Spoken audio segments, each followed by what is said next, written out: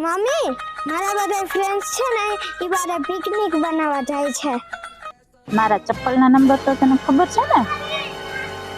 મને ખબર હતી એટલે જ મેં એને ના પાડી દીધી. તો મમ્મી એને જ ફોન હશે, લાવ હું વાત કરી લઉં.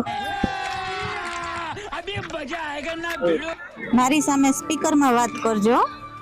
હા બોલો. હલો મિતાંશ, મારે આવવાનું તો કેન્સલ છે કેમ કે મારા મમ્મીએ તો સીધી ના પાડી દીધી. મારા મમ્મી તો કેવા સારા છે, તને તો બધી વાતની આ પાડી દે.